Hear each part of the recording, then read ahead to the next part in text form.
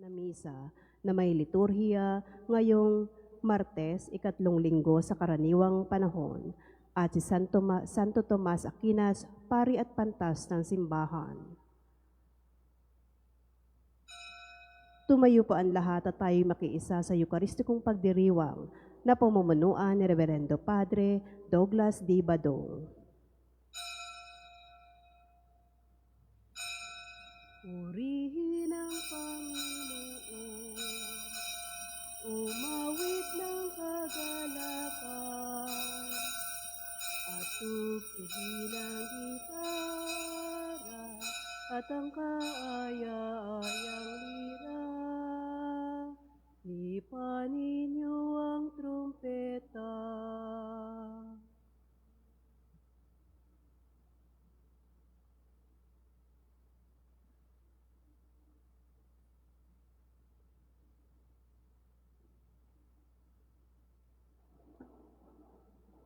Sa ngalan ng Ama at ng Anak at ng Espiritu Santo, Amen. ang pagpapala ng ating Panginoong Hesus Kristo, ang pag-ibig ng Diyos Ama, at ang pakikipagkaisa ng Espiritu Santo, naway sumainyong lahat. At sumaiyo rin. Ngayon po ay ginugunita natin ang kapisahan ni Santo Tomas de Aquino, isang pari at pantas ng simbahan. Mga kapatid, aminin natin ang ating mga kasalanan upang tayo'y maging marapat gumanap sa banal na pagdiriwang.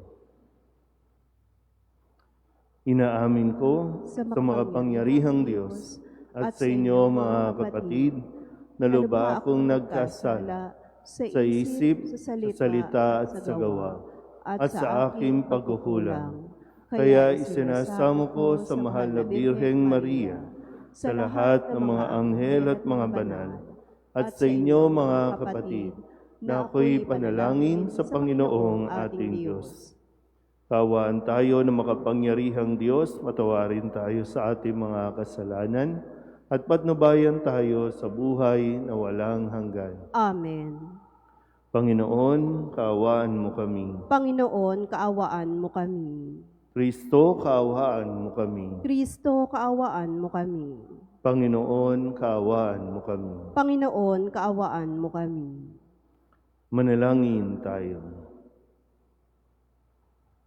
Ama naming makapangyarihan, ginawa mong maging katangi-tangi si Santo Tomas sa pagiging uliran sa kabanalan at pagiging mahusay sa banal na karunungan. Ipagkaloob mong ang itinuro niya ay aming matutuhan at ang kanyang ginawa ay aming magampanan sa pamamagitan ni Jesucristo kasama ng Espiritu Santo magpasawalang hanggan. Amen.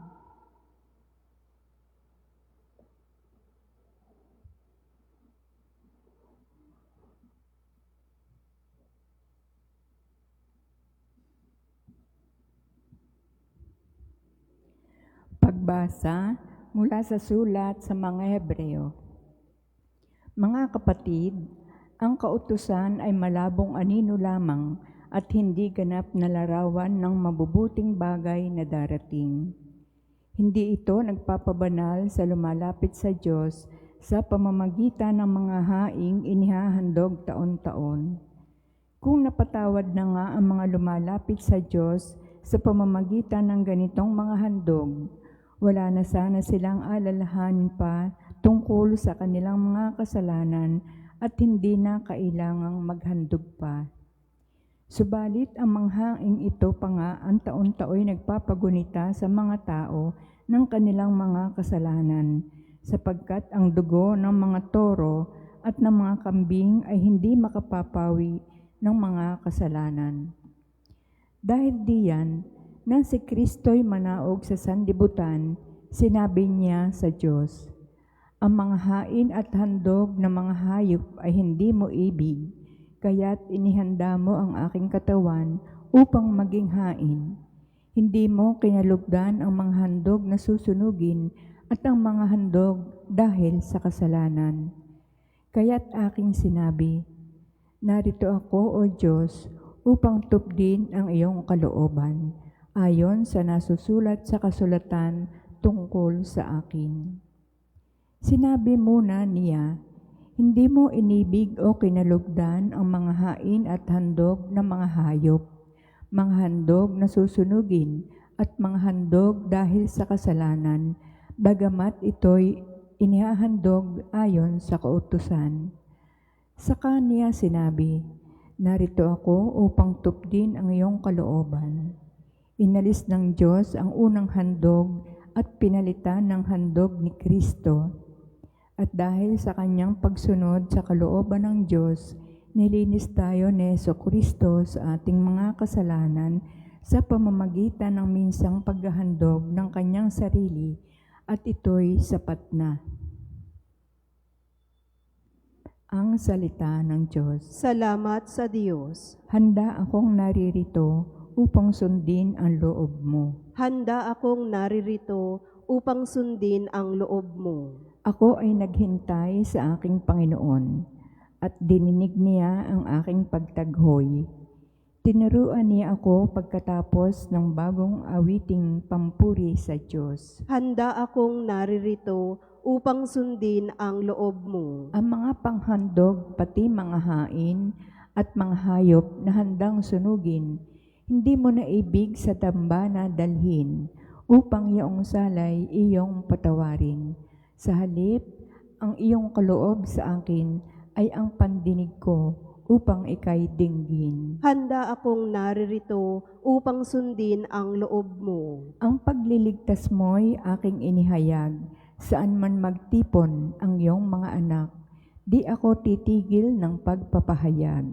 Handa akong naririto upang sundin ang loob mo. Ang pagliligtas mo'y ipinagsasabi, di ko inilihim sa aking sarili, pati pagtulong mo't pag-ibig na tapat sa mga lingkod mo'y isinisiwalat. Handa akong naririto upang sundin ang loob mo.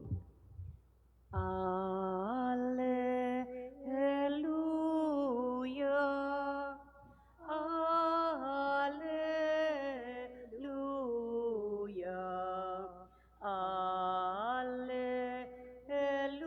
Alleluia,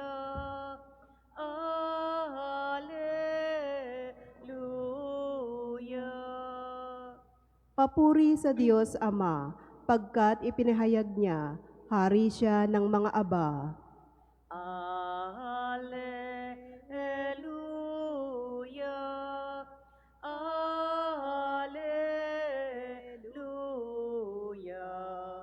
Alleluia,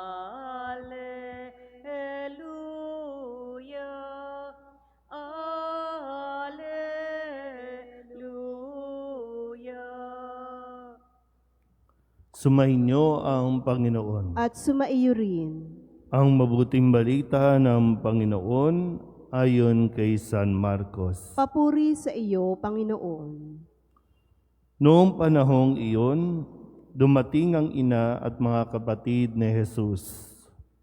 Sila'y nasa labas ng bahay at pinatawag siya. Noon na may maraming taong nakaupo sa palibot ni Jesus at may nagsabi sa kanya, "Nariyan po sa labas ang inyong ina at mga kapatid, ipinatatawag kayo." "Sino ang aking ina at mga kapatid?" ani Jesus. Tumingin siya sa mga nakaupo sa palibot niya at nagwika, "Ito ang aking ina at mga kapatid. Sapagkat ang sinumang tumatalima sa kalooban ng Diyos ay siya kong ina at mga kapatid." Ang mabuting balita ng Panginoon. Pinupuri ka namin, Panginoong Hesukristo. Isang magandang umaga po sa inyong lahat. Ngayon po ay Martes ng ikatlong linggo sa karaniwang panahon at sa tulong ni Santo Tomas de Aquino na siyang naging haligi rin ng ating simbahan dahil sa kanyang karunungan, nawa ay atin pong maunawaan ang mensahe ng ating pong Panginoon sa araw na ito. Ang ebanghelyo natin ay hinango kay San Marcos chapter 3 verses 31 to 35. At kung babalikan po ninyo ito bago yung verse 31, yung kahapon, kung nakapagsimba po kayo kahapon, yung verses 22 to 30, ang kaganapan po dito ay, kumbaga, pinuntahan siya o dumating yung ilang mga iskriba at sinabing inaalihan ni Beelzebul, ang prinsipe ng demonyo, si Jesus, kung kaya't nakakagawa siya ng mga ganong mga pagpapagaling, pagpapalayas ng demonyo. No? Kaya lang niya nagagawa yan ay dahil kay Beelzebul. Ibig sabihin, sinasabihan siya na kampon ng demonyo. So kung may mga ganitong eksena, sino ang unang didepensa sa inyo? Kapag may mga ganito ng kaganapan, sino ang re-rest back?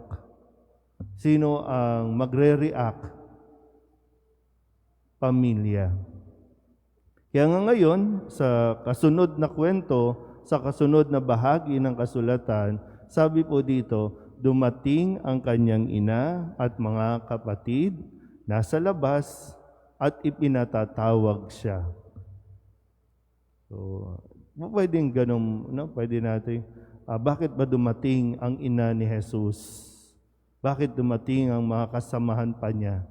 Para ba ipagtanggol siya? So, hindi natin alam ko pipigilan na ba nila si Jesus? Pagbabawalan na ba na itigil mo na nga yan? Kasi kung ano-anong pinagsasasabi sa iyo. Kasi yung sitwasyon, nasa loob pa sila Jesus, nagtuturo pa siya, at ang kanyang ina at mga kapatid ay nasa labas at gusto na siyang kunin. Pwedeng dahil para ipagtanggol, para protektahan. Pero si Jesus, malinaw sa kanya na kung ano ang misyon niya at kung ano ang dapat niyang gawin. Ipagpatuloy. No? Kaya nga hindi sa dapat panghinaan ng loob. At lalong-lalo na hindi pwedeng maging hadlang ang kanyang pamilya para magawa niya ang kanyang misyon. Kaya nawa, ang ganun din sa magandang mapagnilayan natin kung tayo ba bilang pamilya, kung meron tayo, bilang pamilya, tayo ba ay nakakatulong na mapalakas ang loob ng ating pong pwedeng anak o ng kapatid? Kasi ang kailangan, suporta na mapapalakas mo ang kalooban, mapapatibay mo ang kanilang kumbaga yung damdamin, kaysa doon sa yung akala natin gusto lang natin talagang protektahan. Gusto natin protektahan, gusto nating ilayo mula sa mga hindi magagandang sinasabi ng mga tao. No? Ganun ang akala nating makakabuti o makakatulong sa miyembro ng ating pamilya. Pero dito, pinapakita sa atin ni Jesus na ang kailangan lang talaga ay yung unang-una na ang maniniwala sa iyo ay ang iyong pamilya. Kasi sila naman talaga ang nakakakilala sa iyo. Importante kasi din yung meron kang backup, yung meron kang suporta talaga para matapos mo o maipagpatuloy mo. Kasi napakadali naman talagang i-pull out. Halika na nga dito, huwag ka na dyan. At ang po pwede pa sabihin pati kami nadadamay sa iyo. Kaya tuloy, hindi na-achieve ng isang tao yung full potential niya o kaya naman hindi niya nararating yung destinasyon na dapat niyang mapuntahan dahil lamang mayroong mga overprotective family na pag inisip mo, kapakanan ba talaga nung miyembro? Kapakanan ba talaga ng pamilya ang iniisip? O yung kapakanan din nila na baka nasisira din ang kanilang pangalan, nadadamay sila, kaya gustong patigilin si Jesus. Sa tingin niya ba? Kung sa atin mismong pamilya, nakakatulong ba tayo para, sige lang, tuloy ang laban. Sige, tuloy. Kung sinasabihan ka ng mga kung ano-ano na umaabot sa puntong kampon ka ng demonyo, nandito kami, iyong pamilya, kilala ka namin, alam namin kung sino ka at kung ano ang hangarin mo. Kaya tuloy mo lang yan. Ganun nawa, no? Sa atin din mismong pamilya, maging tulong nawa tayo, no? Hindi maging hadlang, kundi makatulong nawa tayong magawa natin kung ano ang misyon at responsibilidad na ibinigay sa atin ng Diyos. Amen?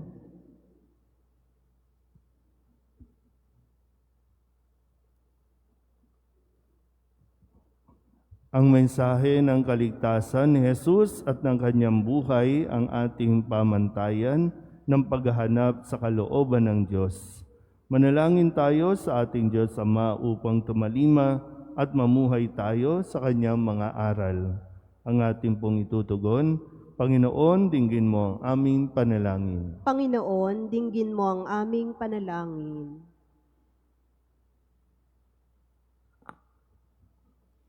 Ang simbahan naway mamuhay sa diwa ng Ebanghelyo at laging hanapin ang kalooban ng Diyos. Manalangin tayo sa Panginoon. Panginoon, dinggin mo ang aming panalangin. Ang ating pananampalataya naway mapalalim natin sa pamamagitan ng ating paglilingkod sa mga dukha, may kapansanan at mga mahihina. Manalangin tayo sa Panginoon. Panginoon, dinggin mo ang aming panalangin. Tayong lahat naway maging mga tunay na miyembro ng pamilya ng Diyos sa pagiging tapat sa kalooban ng Amang nasa langit. Manalangin tayo sa Panginoon. Panginoon, dinggin mo ang aming panalangin. Ang salita ng Diyos naway gawin nating buhay sa pamamagitan ng pagsasabuhay nito sa lahat ng pagkakataon. Manalangin tayo sa Panginoon. Panginoon, dinggin mo ang aming panalangin. Ang mga namatay naway makatanggap ng walang hanggang liwanag at walang hanggang kapahingahan. Manalangin tayo sa Panginoon. Panginoon, dinggin mo ang aming panalangin. Idulog din natin sa Panginoon ang ating mga personal na kahilingan at mga panalangin para sa ating mga pamilya, kasama din ang mga kahilingan ng mga nanonood sa online. Lahat ng mga misang pasasalamat, special na intensyon, agarang paggaling ng mga may sakit, tang lahat ng mga kaluluwa na inihiling na ipagdasal sa misang ito.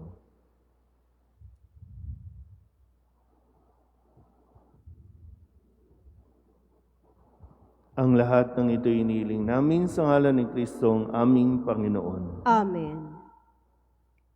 Handog namin sa iyo, Ama, ang tinapay at alak na ito. Handog ng bayang umaasa, sumasamba, nagmamahal sa iyo. Handog namin sa iyo, Ama, ang tinapay at alak na ito. Handog ng bayang umaasa, sumasamba't nagmamahal sa iyo. Manalangin kayo mga kabatid upang paghahain natin ay kalugdan ng Diyos Amang makapangyarihan. Tanggapin nawa ng Panginoon itong paghahain sa iyong mga kamay, sa kapurihan niya at karangalan sa ating kapakinabangan at sa buong sambayanan niyang banal. Ama naming lumikha, ang paghahain namin ngayong si Santo Tomas ay ginugunita, ay kalugdan mo nawa, at bilang tugon sa kanyang itinurong kaalaman, ikaw ngayon ay aming pinupuri at pinasasalamatan sa pamamagitan ni Jesucristo kasama ng Espiritu Santo, magpasawalang hanggan. Amen. Sumainyo ang Panginoon. At sumaiyo rin. Itaas sa Diyos ang inyong puso at diwa. Itinaas na namin sa Panginoon. Pasalamatan natin ang Panginoong ating Diyos. Marapat na siya ay pasalamatan. Ama naming makapangyarihan, tunay ngang marapat na ikaw ay aming pasalamatan sa pamamagitan ni Jesucristo na aming Panginoon. Ngayong si Santo Tomas ay pinararangalan sa pamumuhay niyang totoong uliran at pagiging maaasahan sa panunungkulan. Kaya't si Jesucristo na maaasahan sa katapatan ay inihahayag sa pangangasiwa sa sambayanan. Ang malasakit ng mga ulirang tagapangasiwa noon ay nagpapatuloy magpahanggang ngayon sa mga panalangin kanilang iniuukol, kaysa ng sambayanan mong dito'y nagtitipon. Kaya kaysa ng mga anghel na nagsisiawit ng papuri sa iyo, nang walang humpay sa kalangitan, kami nagbubunyi sa iyong kadakila. Santo, Santo, Santo, Panginoong Diyos ng mga hukbo, napupuno ang langit at lupa ng kadakilaan mo. O sana sa kaitaasan,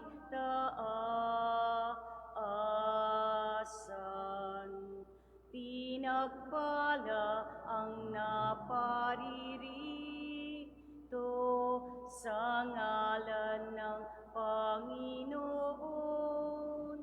O sana sa kaitaasan.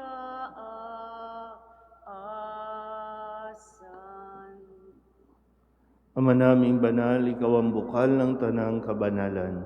Kaya't sa pamamagitan ng iyong Espiritu, gawin mong banal ang mga kaloob na ito upang para sa aming maging katawan at dugo ng aming Panginoong Jesucristo. Bago niya pinagtiis ang kusang loob na maging handog, hinawakan niya ang tinapay, pinasalamatan kaniya, pinaghati-hati ni iyon, iniabot sa kanyang mga alagad at sinabi, "Tanggapin ninyong lahat ito at kanin, ito ang aking katawan na ihahandog para sa inyo."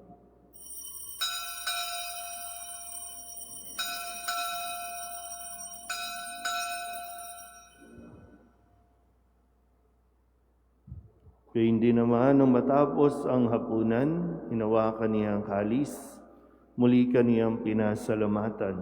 Iniabot niya ang kalis sa kanyang mga alagad at sinabi, "Tanggapin ninyong lahat ito at inumin. Ito ang kalis ng aking dugo, ng bago at walang hanggang tipan, ang aking dugo na ibubuhos para sa inyo at para sa lahat sa kapagpapatawad ng mga kasalanan. Gawin ninyo ito sa pag-alaala sa akin."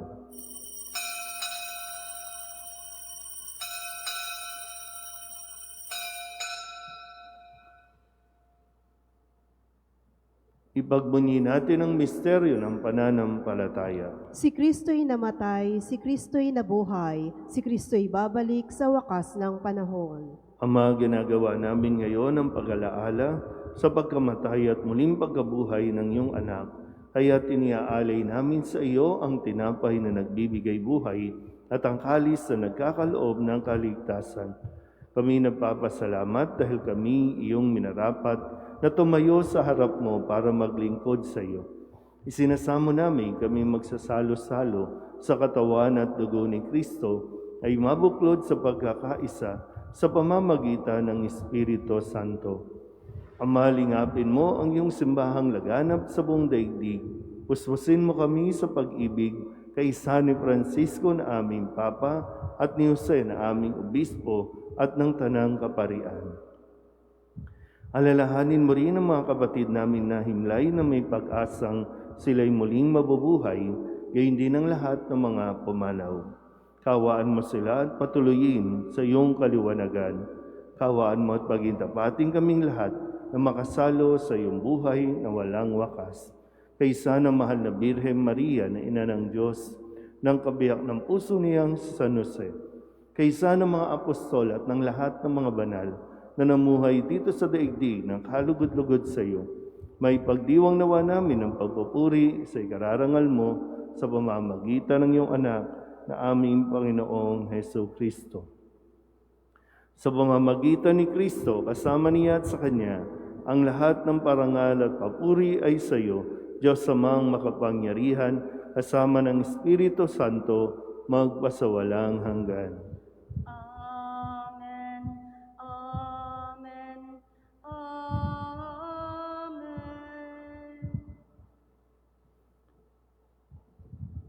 Sa tagubilin ng manakagagaling na utos at turo ni Jesus, na Panginoon natin at Diyos, ipahayag natin ang lakas loob.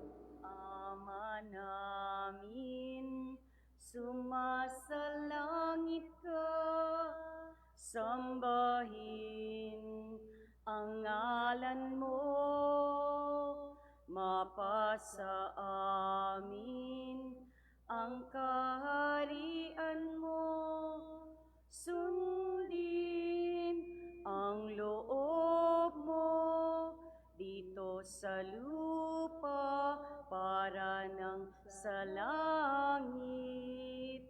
Bigyan mo kami ngayon ng aming kakanin sa araw-araw.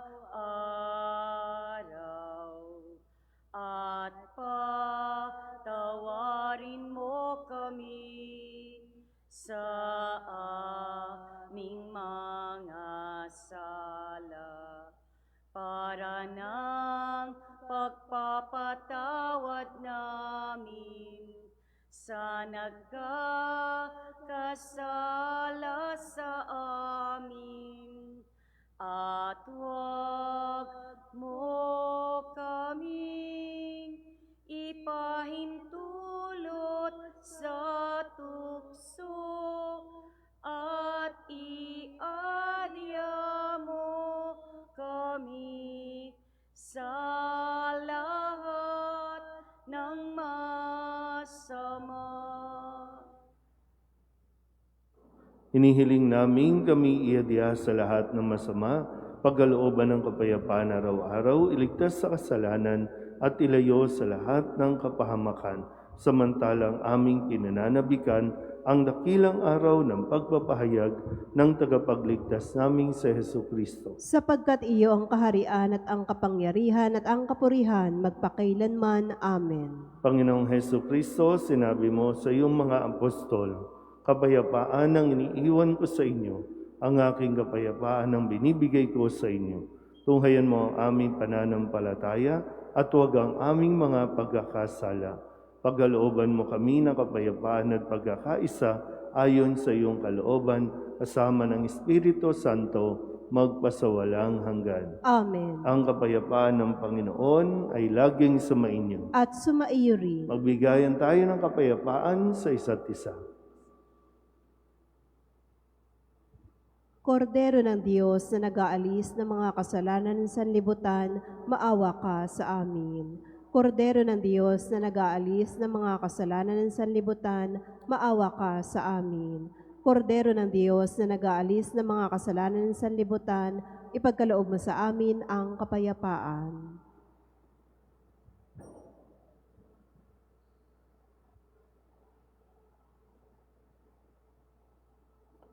Ito ang kordero ng Diyos.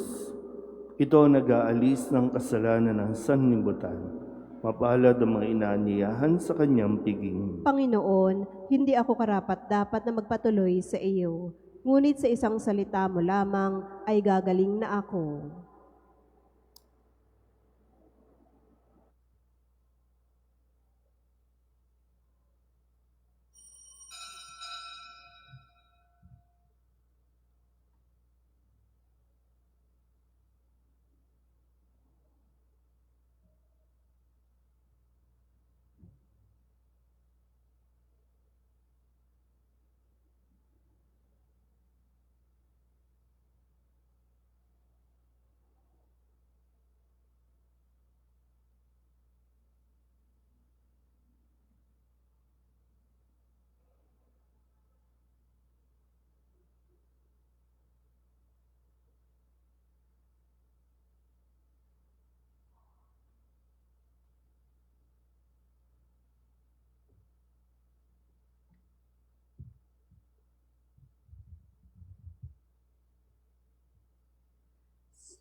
O Diyos, Ikaw ang laging hanap. Loob ko'y Ikaw ang tanging hangad. Nauuhaw akong parang tigang na lupa sa tubig ng iyong pag-aaruga. Ika'y pagmamasdan sa dakong banal nang makita ko ang iyong pagkarangal. Dadalangin akong nakataas aking kamay, magagalak na aawit ng papuring iaalay. Ngunit ako'y ikaw habang nahihimlay, pagkat ang tulong mo sa tuwina'y taglay sa lilim ng iyong mga pakpak. Umaawit, umaawit, umaawit akong buong galak. Tumayo na po ang lahat.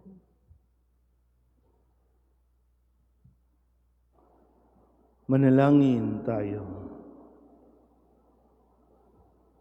Ama naming mapagmahal, kaming nagsalo-salo sa bumubuhay na pagkaing si Kristo, ay paturuan mo sa gurong si Kristo upang sa paggunita namin kay Santo Tomas de Aquino, kami matuto ng maaasahang katotohanan mo at sa pag-ibig ay magampanan namin ito sa pamamagitan din ni Jesucristo, kasama ng Espiritu Santo, magpasawalang hanggan. Amen. Sumainyo ang Panginoon. At sumaiyo rin. At pagpalain kayo ng makapangyarihang Diyos, Ama at Anak, at Espiritu Santo. Amen. Tapos sa ang banal na misa, humayo tayo sa kapayapaan ni Kristo. Salamat sa Diyos. Magandang umaga po. Opoong San Jose, pintakasing ibig, tanggulan at lakas, buong pananalig. Kami po'y ipagadya sa mga panganib. Kami naway laging kupkupin